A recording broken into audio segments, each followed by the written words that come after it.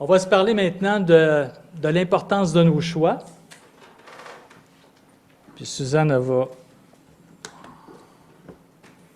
Je serai disponible après s'il y en a qui ont des questions ou veulent discuter de la situation au Québec ou des camps au Québec. Il y a plusieurs camps francophones au Québec maintenant. On est tous un peu liés. Donc, c'est intéressant de voir qu'est-ce qui se passe aussi. On n'est pas les seuls. L'importance de nos choix. On va tourner, comme j'ai dit dans le PowerPoint, dans Genèse chapitre 13. On va lire ensemble les versets 5 à 13, l'histoire de Lot et d'Abraham qui se sont séparés. Puis en même temps que vous tournez, j'ai une petite réflexion. Vous savez, vous connaissez l'expression « l'herbe est toujours plus verte chez le voisin ». Bien, j'ai une variante que j'ai trouvée très intéressante. L'herbe est toujours plus verte chez le voisin jusqu'à ce qu'on s'aperçoive que c'est du gazon artificiel. Puis je trouvais, quand j'ai lu ça, je disais, hey, c'est exactement l'histoire d'Abraham et de Lot, ça. Hein? Lot qui voit la plaine, mais qui va être malheureusement déçu et va s'en aller vers des mauvais choix, quoi. Donc, on va lire ensemble Genèse chapitre 13, verset 5 à 13. Je lis dans Second 21. Verset 5. Lot, qui voyageait avec Abraham, avait aussi des brebis, des bœufs et des tentes. La région ne suffisait pas pour qu'ils habitent ensemble. En effet, leurs biens étaient si nombreux qu'ils ne pouvaient plus rester ensemble. Il y eut une dispute entre les bergers des troupeaux d'Abraham et les bergers des troupeaux de Lot. Les Cananéens et les Phéréziens habitaient alors dans le pays.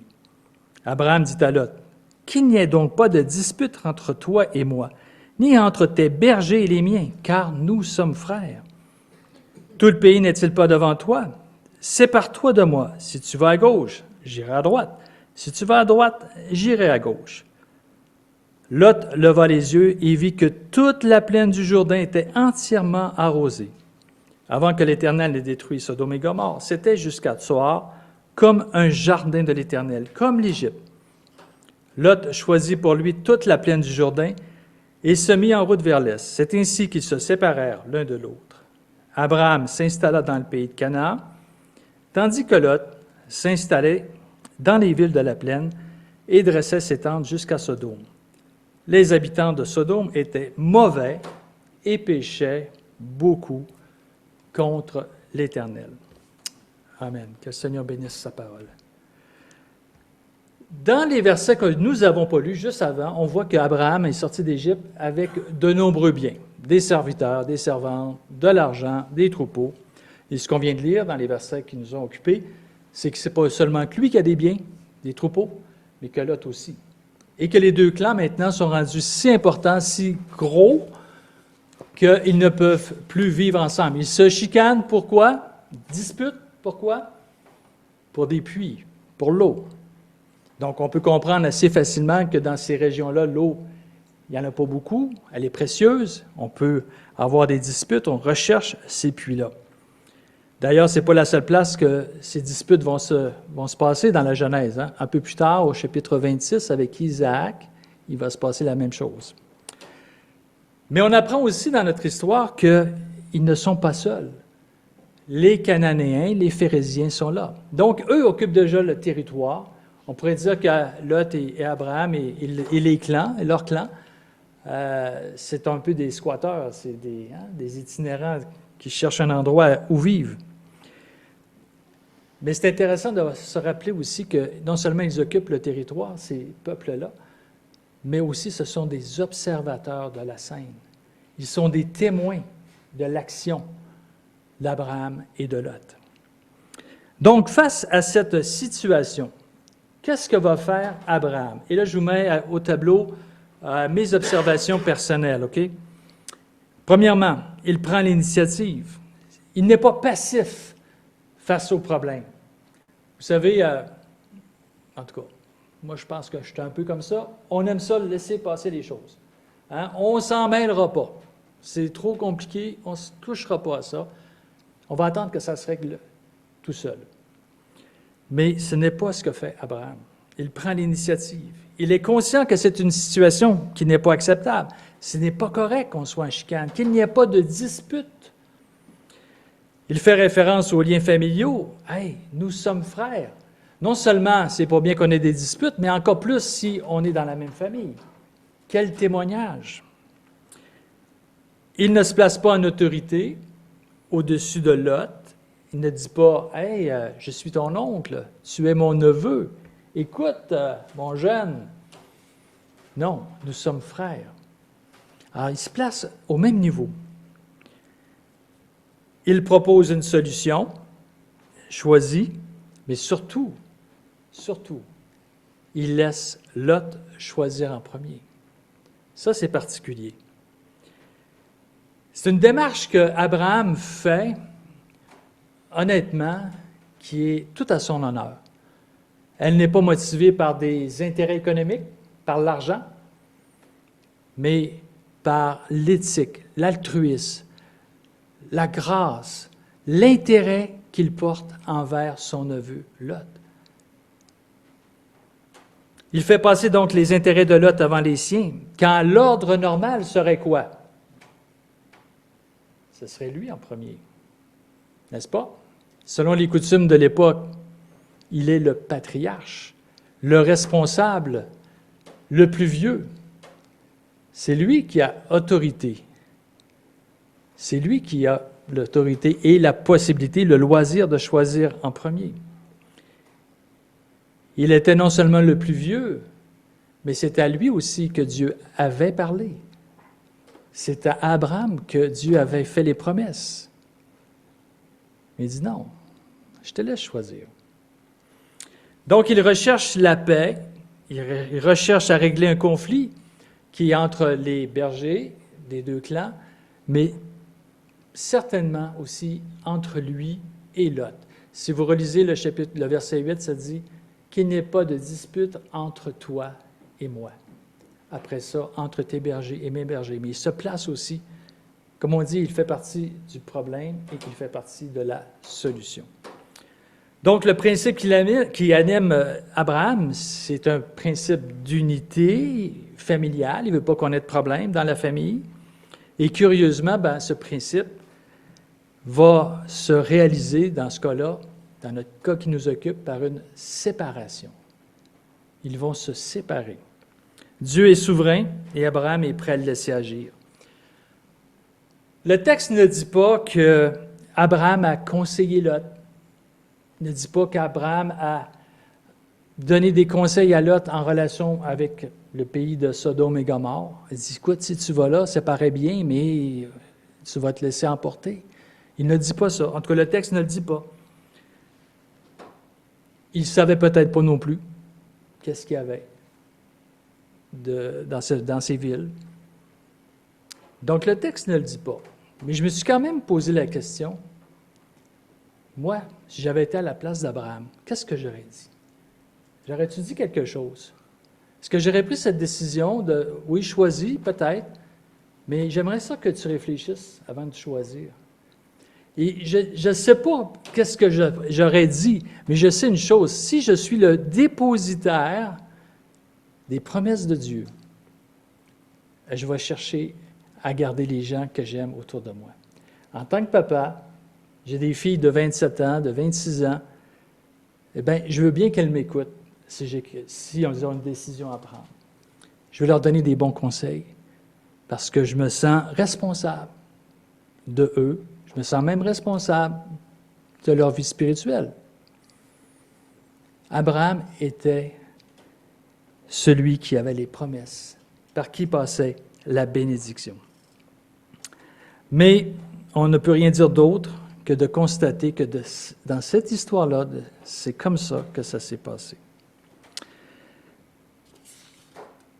La façon donc d'Abraham de réagir souligne un caractère vertueux, un caractère...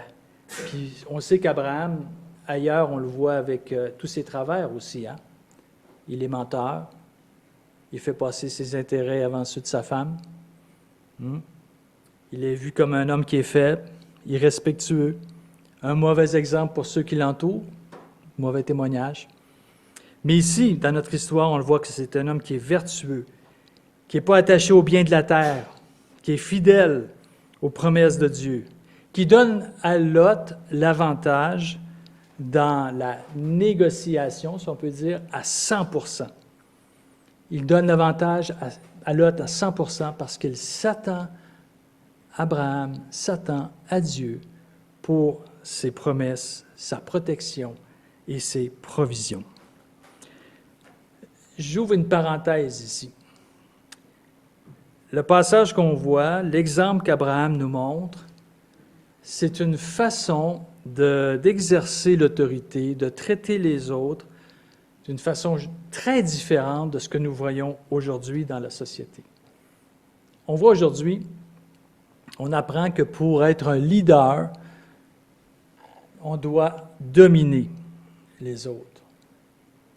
On doit avoir des rapports avec les gens qui sont au minimum équitables, gagnant-gagnant. Ou encore des responsabilités partagées. On entend ça souvent. On le voit en politique, on le voit en économie, on le voit même dans nos familles, dans nos rapports, parents, enfants, hommes, femmes. L'idée de dominer. Bon, oui, à certains égards, c'est vrai qu'il y a un partage des responsabilités, mais la véritable façon de considérer les autres, comme la Bible nous dit, comme la Bible nous le demande, c'est comme Abraham nous donne l'exemple ici. Et aussi, ce que Paul va dire un peu plus tard dans l'Épître aux Philippiens, ne faites rien par esprit de parti ou par vaine gloire, mais que l'humilité vous fasse regarder les autres comme étant au-dessus de vous-même. Que chacun de vous, au lieu de considérer ses propres intérêts, considère aussi ceux des autres. Alors, un désir qui est d'élever les autres et non de les abaisser, de les écraser. Jésus a été un exemple aussi dans ce sens. Il a donné cet exemple dans l'Évangile de Jean, chapitre 13, en lavant les pieds de ses disciples. Après l'avoir fait, il dit, « Je vous ai donné un exemple. » Il va dire dans l'Évangile de Marc, « Je ne suis venu non pour être servi, je suis venu non pour être servi, mais pour servir et donner ma vie. » Non pour être servi. Non pour être servi.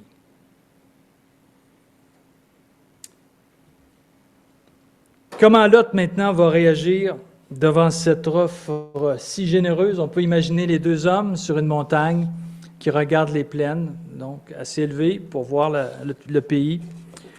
Et ils regardent, ils considèrent ce qu'ils ont devant eux.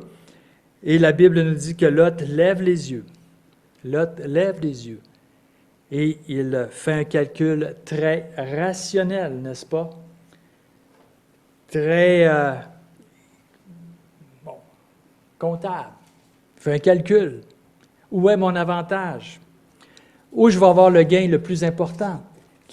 Où est l'endroit qui va être le plus profitable pour mes troupeaux, mes serviteurs, mon bénéfice personnel? Je trouve que Lot, il est un peu comme des ados dans un camp. Je ne sais pas si vous avez déjà été dans un camp, mais quand on a des repas, nous, on sert 125 repas, 3 fois par jour, c'est minimum. Donc, 125, tu as des ados là-dedans, tu en as 80, 82, 85, peu importe. Alors là, ils regardent les desserts qui arrivent sur des plateaux. Puis imaginez-vous, les portions de dessert sont déjà toutes coupées. Mais là, ils sont en train de regarder où est la portion la plus grosse, hein? Ou quel morceau de gâteau va avoir l'épaisseur de crémage le plus épais. Alors, on cherche notre bénéfice. On évalue quelle portion est la plus grande. Il fixe les regards sur la vallée du Jourdain et le texte nous dit qu'elle est luxuriante comme un jardin de l'Éternel. Hey, c'est pas rien, ça. On met devant lui un jardin, une vallée qui ressemble au jardin d'Éden. C'est tentant. Et comme dans le jardin d'Éden, on regarde, on convoite et on prend. C'est ce qu'il va faire. Il regarde, il convoite cette vallée qu'il trouve extraordinaire et il va s'y rendre, il va la prendre.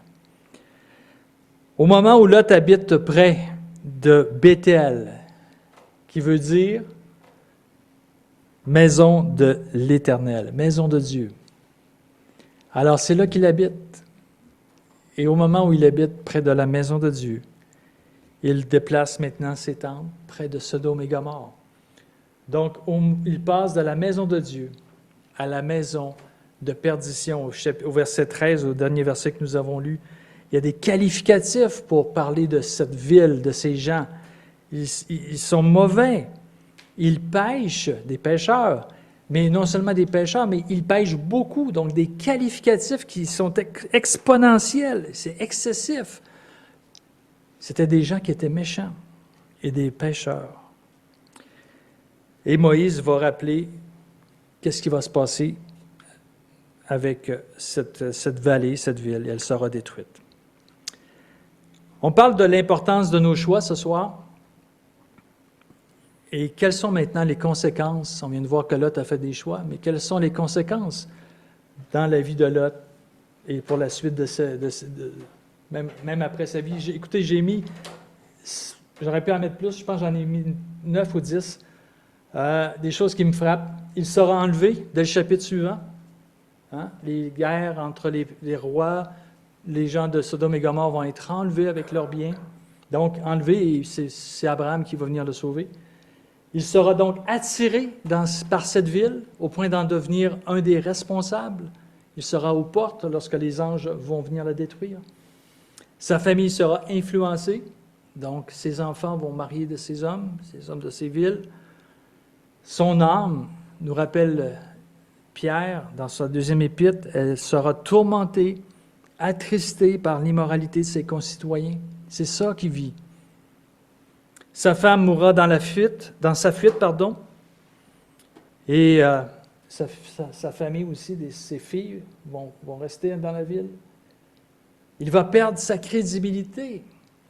Hey, quand il va voir ses gendres pour les avertir au chapitre 18 de sortir, ils vont rire de lui, ils se moquent de lui. Ils pensaient qu'il se moquait d'eux. Aucune crédibilité. Et quand on s'éloigne de Dieu, puis qu'on veut parler de lui, on n'a pas beaucoup de force. Ça n'a pas beaucoup de valeur, ce qu'on dit. On n'a pas beaucoup de crédibilité. Il aura des relations incestueuses avec ses filles. Il va perdre tous ses biens. Le territoire, la vallée va être détruite. Alors, il pensait faire un gain, mais il va tout perdre. Et ses descendants seront des ennemis d'Israël, Moabites, Ammonites. Il s'éloigne d'Abraham. Il s'éloigne de la bénédiction de Dieu. L'herbe est toujours plus verte chez les autres, jusqu'à ce qu'on découvre que c'est du gazon artificiel. J'aborde rapidement quelques exemples contemporains maintenant. Vous savez, je travaille avec des jeunes, je travaille avec des plus vieux, j'enseigne dans mon église aussi. Et on est confronté à toutes sortes de choses dans nos villes, dans nos églises, au camp. Combien de fois j'ai vu des chrétiens déplacer leur tente le plus près possible de Sodome, aller le plus loin possible qu'ils pouvaient aller, comme on dit, dans le monde. Mais combien de fois ils n'en sont jamais revenus? C'est un chemin dangereux, un chemin dont les pièges sont nombreux, et des pièges qui n'apparaissent pas non plus immédiatement. On ne les voit pas tout de suite. La vallée de Sodome et Gomorrhe, elle paraissait très belle, mais il y avait des pièges dedans. Je vous présente, écoutez, j'en ai encore beaucoup, mais je pense que je vais en faire 4 rapidement. Peut-être que ça ne vous concerne pas ici, mais le choix d'un conjoint. Combien de fois, chaque été, je parle de ça. Combien c'est important de choisir un conjoint qui aime le Seigneur, qui va partager ta foi, puis plus que ça même, qui va t'amener à aller plus loin dans ta foi. Mais malheureusement, on voit des jeunes qui fréquentent des non-chrétiens. Et ils vont avoir une relation, ils vont commencer à se fréquenter. Le gars ou la fille est intéressé par l'Évangile. C'est le fun. Ils viennent à l'église, ils participent aux réunions, on commence des cours d'évangélisation. Il s'intéresse. Fantastique. On pense qu'il va être sauvé. Le mariage arrive. Les enfants arrivent. Un désintéressement tranquillement. Ah, écoute, vas-y tout seul à l'église. Moi, ça ne m'intéresse pas. Les enfants sont là, grandissent. Quelle éducation on va faire? Quelle sorte d'éducation on va donner à nos enfants? Maman dit quelque chose, papa dit l'inverse. On va à l'école du dimanche, bof. Papa, maman, regarde qu'est-ce que j'ai appris. Ouais, va parler de ça à ta mère, moi ça ne m'intéresse pas. Qu'est-ce qu'on va faire comme culte? Comment on va transmettre notre foi dans la famille? Quel combat! Quel combat! Et peut-être ce qu'il y a de plus triste, c'est qu'à chaque fois que tu t'endors avec ton conjoint, ton époux, ton épouse, tu te rappelles que son âme s'en va en enfer.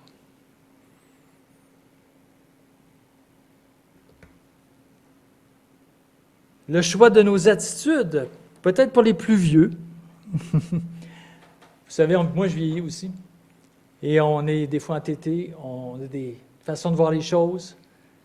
On n'aime pas le changement. On ne veut pas que ça change.